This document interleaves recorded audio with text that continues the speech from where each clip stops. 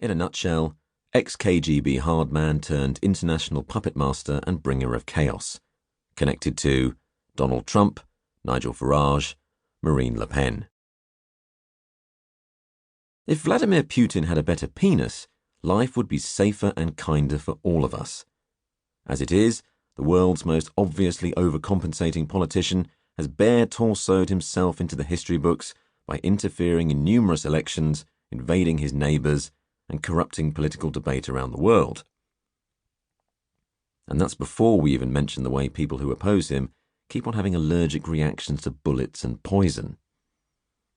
Okay, we don't necessarily know that Putin has erectile dysfunction. Plenty of biographies attribute his fondness for working out and chucking people around on judo mats to the fact that he is just 5'7". The theory goes that when Putin realized he was hitting puberty later than the other boys at his school and that they were outgrowing him, he decided that he'd have to learn some sick martial arts skills if he were to maintain his position as their chief bully and tormentor. Putin has actually boasted about being a school bully on his official website.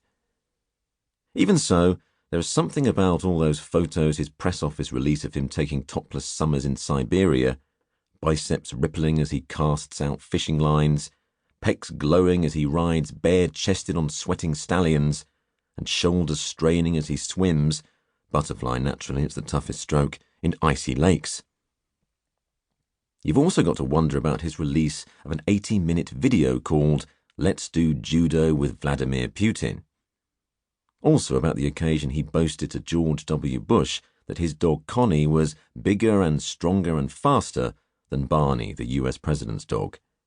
And finally, it's hard not to worry that just about the only time we've seen Putin smiling in front of a camera was when he allowed that same Labrador to interrupt a press conference with Angela Merkel, knowing full well that the German Chancellor had been terrified of dogs ever since she was bitten as a child. Such no-willy waving can also be seen in Putin's domestic and foreign policy, because if there's one thing that makes Putin feel better than riding and swimming, it's annexing and fixing. Dozens of journalists have been assassinated while he's been in the Kremlin. Russian troops have stormed into the Crimea. He has funded and bolstered far-right-wing political parties all over Europe. Russian agents and hackers worked to change the outcome of the last US election, and there's more than a whiff of their involvement in the Brexit vote too. Putin has woven so many complicated webs that it's impossible to know where his influence ends. But perhaps the biggest mystery about this master of secrets and misinformation is that any of his behaviour should have surprised us. And yet, somehow, during the 2012 US presidential campaign, in those happy days when Mitt Romney was the craziest thing the Republican Party could throw at us, the man who once took a 12-hour road trip with his dog strapped to the roof of his station wagon named Russia as America's top geopolitical foe. Barack Obama joked in return that the 1980s are now calling to ask for their foreign policy back because the Cold War's been over for 20 years. But for once, Romney was right. Westerners might have hoped that they had won the Cold War, but Vladimir Putin had never stopped fighting it. The clues were all there. We might have had some indication from the fact that Putin was an ex-KGB hardman. After all, the KGB was rather better known for spreading fake news and murdering dissidents than it was for its friendly tolerance of liberal democracies.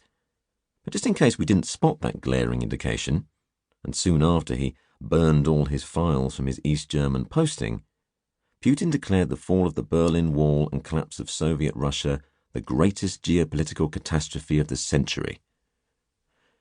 Then, in his first speech after he came to power in Moscow, he made dark threats about anyone who dared to oppose Russia, and he made good on them by invading Chechnya and killing tens of thousands of people.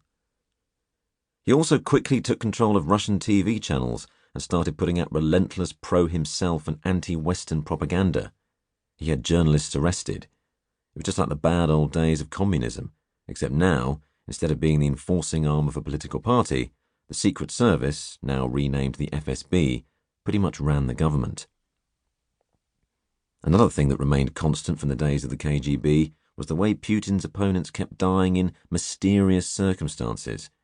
And when I say mysterious, I actually mean really quite crazily obvious circumstances.